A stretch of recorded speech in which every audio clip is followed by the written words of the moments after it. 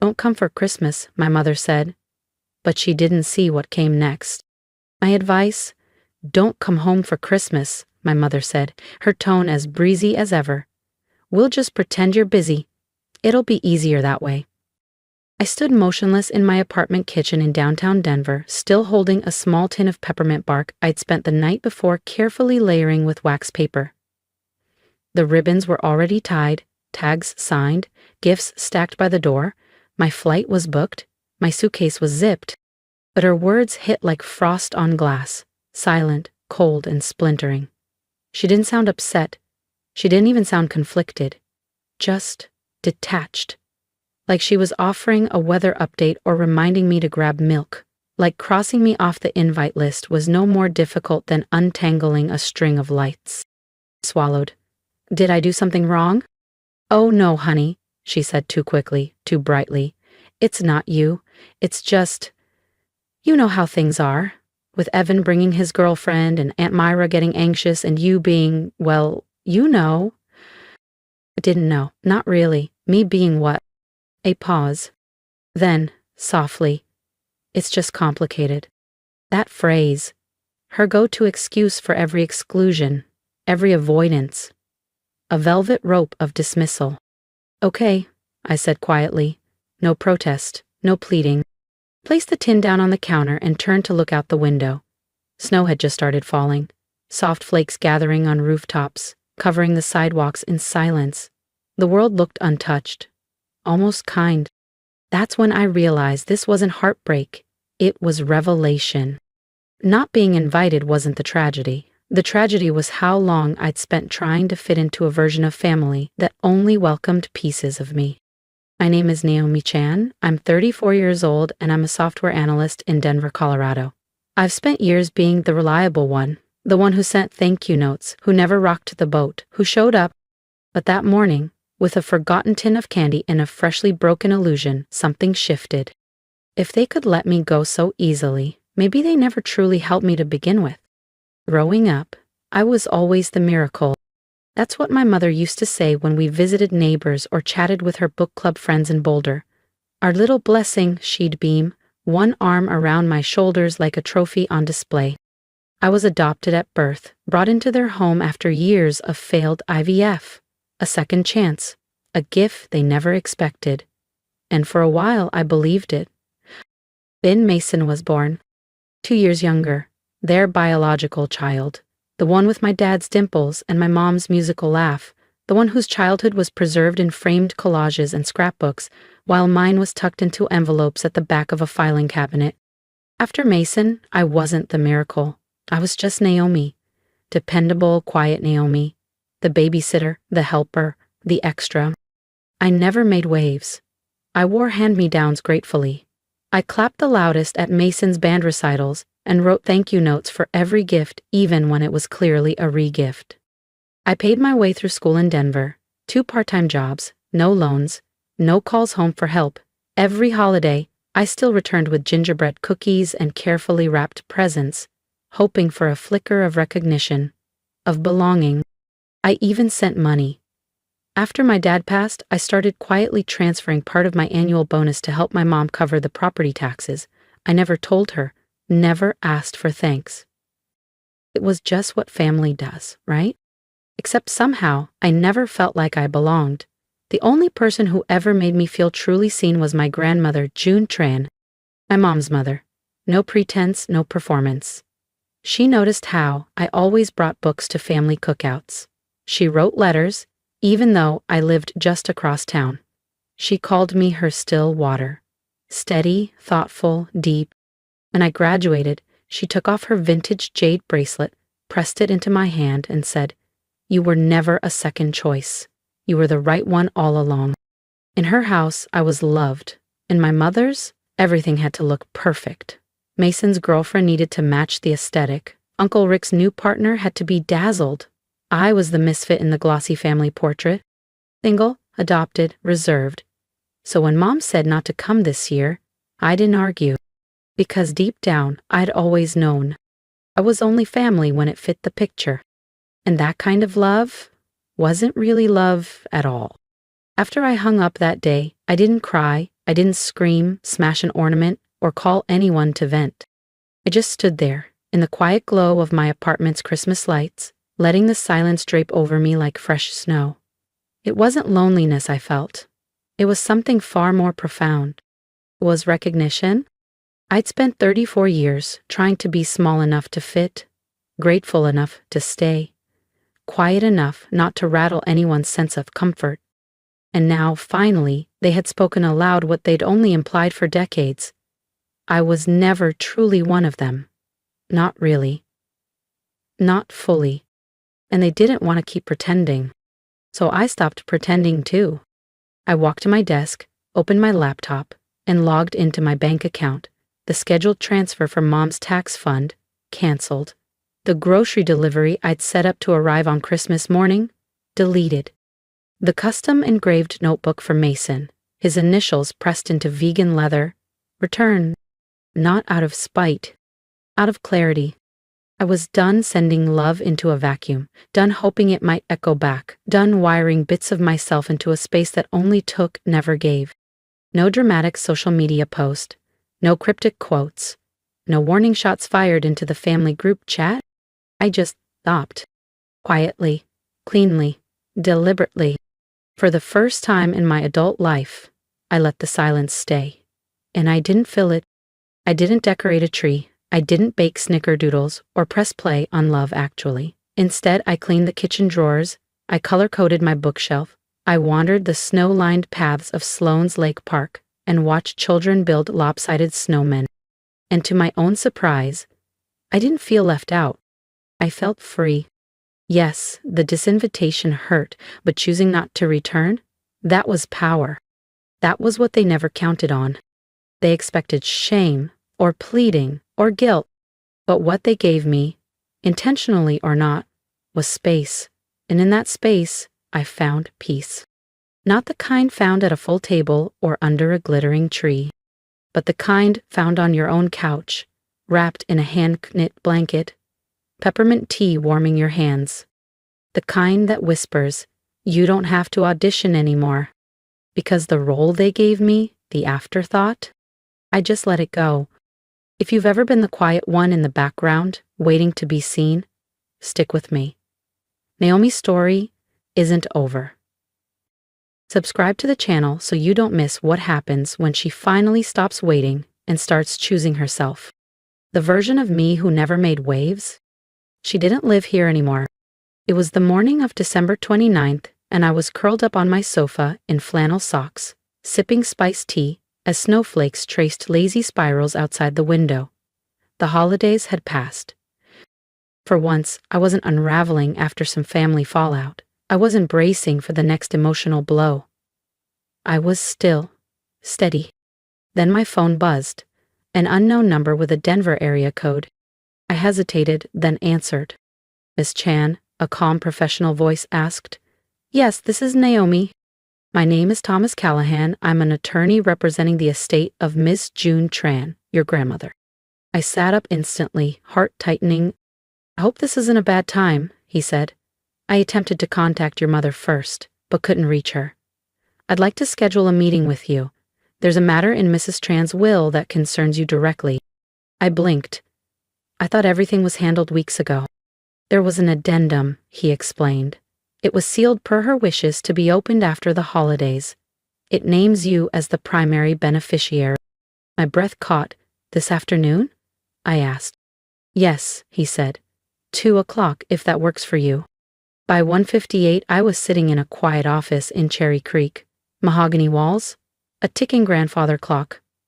Mr. Callahan welcomed me, then slid a folder across his desk. These are certified documents. Your grandmother made several amendments shortly before her passing. I opened the folder, expecting maybe a piece of jewelry, a letter. But one sentence froze me. All assets, including the residence at 4619 West Hemlock Drive and all financial holdings, totaling $820,000, 0 cents, are to be inherited solely by Naomi Chan, my granddaughter, not by blood, but by love and loyalty. My hand flew to my mouth. She left everything to me? I whispered. She did, Mr. Callahan confirmed. And there's more. He handed me a letter. Cream stationery. Familiar handwriting. If Naomi is ever made to feel excluded, diminished, or unseen by this family, let this inheritance be my response. She was always mine, and I want the world to know it. This gift cannot be contested. Let no one benefit from her pain. I read it again and again. Tears spilled as my grandmother's words broke a silence no one else had dared to fill. She had seen me all along. The patterns I'd spent my whole life excusing, she had seen them. And in the end, she gave me not just her house, but something far more permanent. She gave me proof that I had been loved, quietly, fully, unconditionally. By the time I got home from Mr. Callahan's office, 5 missed calls blinked on my screen. All from my mother. 3 unread texts from Mason followed close behind. They all carried the same tone. Stunned, performatively concerned. Mom, why didn't you say something? We could have talked this through. You knew Grandma was sick. Mason, there has to be a mistake. Grandma would never cut us out unless someone got in her head. I didn't respond. The next morning, a knock echoed through my apartment. I didn't need to check. I already knew. When I opened the door, there stood my mother, wrapped in a snowy white wool coat, pearl earrings gleaming beneath her dark hair. Her expression? A practiced blend of shock and hurt. Mason stood beside her, arms crossed, face tight. We just want to talk, my mother began, as if I'd been the one to exile them. Without waiting for permission, she started in. She wasn't well, Naomi, you know that. She wasn't herself near the end. Maybe the lawyer misunderstood. Maybe you did. She wrote it, I said quietly, by hand, and she meant every word. Mason stepped forward, voice tight with frustration. So what now? You're keeping everything? The house, the accounts? You think that's fair? I looked at him, the brother who rarely called, who skipped Grandma's last birthday, who only showed up when there was something to gain. She left it to me, I said. She knew what she was doing, and she made sure it was final. You're being selfish, my mother snapped, her mask cracking. That word. After years of overgiving, overperforming, overextending just to earn scraps of acceptance, I was selfish? No, I said calmly, I'm being honest. They stared at me, waiting for the usual, the apology, the compromise, the desperate reach to smooth things over. But I wasn't here to make them comfortable anymore. She saw me, I said simply, when none of you did, and she gave me what no one else ever offered, a place where I was wanted. My mother opened her mouth, then closed it. Mason looked away. I didn't raise my voice. I didn't slam the door. I just let it click shut behind them. And for the first time in my life, the silence that followed felt like peace. It felt like mine, not borrowed. Not provisional, just mine. And I was done apologizing for claiming it. 2 weeks later, we met again. Not at my door this time, but across from each other in Mr. Callahan's office, the same room where I had first opened my grandmother's final letter. They'd requested the meeting to clarify misunderstandings, though every person in that room knew exactly what this really was. My mother arrived dressed like she was heading to a charity brunch. Tailored winter coat, flawless makeup, soft pink lipstick, and pearls catching the light. Mason wore a stiff gray blazer that tugged at the seams when he sat down. His jaw clenched so tight it looked carved in stone. I came in wearing jeans and a navy blouse. No makeup, no performance, just me, with a single sheet of paper tucked into my bag, my grandmother's letter in her unmistakable handwriting. Mr. Callahan opened with professional calm. He restated the terms of the will and the addendum, final, binding, non-negotiable. My mother gave a polite smile, folding her hands like she was negotiating a real estate deal. We're not here to fight, she said sweetly. We just hope Naomi might reconsider, out of fairness. Fairness. That word soured in my mouth. Was it fair when I was always asked to take the photo, but never be in it? Was it fair when I ate solo on Christmas Eve? Or when Mason's gifts were carefully wrapped and mine were labeled in smeared black Sharpie? Fairness, I repeated. Now we care about that? Mason spoke up. We're still family. This doesn't have to tear us apart. I met his eyes, calm, steady. Family doesn't erase you because you don't match their image. Family doesn't ask you to be invisible to avoid discomfort. Neither of them answered. I spent over 30 years trying to earn a seat at a table I was never really invited to, I said quietly. But now, I have my own. Mr. Callahan reached for the letter as I slid it toward him. I'm not contesting anything, I told them. But I'm also not forgetting. I stood. No drama, no raised voice. As truth. And as I walked out of that office, head high, hands steady, I didn't feel like someone who had won. I felt like someone who had finally stopped losing. And in that quiet departure, I didn't find revenge. I found peace. Not the kind of peace you earn. The kind you claim. That spring, I moved into the house on West Hemlock Drive. It was smaller than I remembered from childhood visits, but warmer somehow, as if the house itself had been waiting for me. Hardwood floors still creaked in the same spots. The kitchen carried a soft trace of lavender and cinnamon, the memory of Grandma June's baking etched into the walls. And in the corner of the living room, her old armchair still faced east, where the first light of morning always landed. I left it there, not as a shrine, but as a reminder. The jade bracelet she gave me never left my wrist, not for its value, but for what it meant. Her unwavering belief in me, her quiet loyalty that no one else could erase or question. On some weekends, I planted herbs and swept the porch. On others, I read for hours, or did absolutely nothing. For the first time in my adult life, I rested without guilt. I no longer had to earn my place by being useful. When the holidays came again, I didn't wait for invitations wrapped in expectations. I lit a candle, made a simple meal, set a sprig of rosemary on the windowsill, and whispered, "Thank you." I felt her in the stillness, in the way the sunlight danced on the floorboards, in the soft whistle of the kettle warming on the stove. They say revenge is loud, full of slam doors and sharp words, but I've learned that the most powerful kind of justice is quiet. It's walking away without the need to explain. It's choosing peace over performance. It's refusing to shrink just to be allowed in. I never called my family again. They never called me. Later, through a distant cousin, I heard that Mason was bitter, that my mother told her church group it was all a legal mix-up, that they were blindsided. Maybe they were, but not by me. They were blindsided by a truth they never wanted to admit, that the daughter they dismissed was the one their own mother trusted with everything. So to anyone who's ever been made to feel like a footnote in your own family story, let me say this. You belong, even if they can't see you. Even if they never say your name, see yourself. And sometimes the most powerful thing you'll ever say is nothing at all.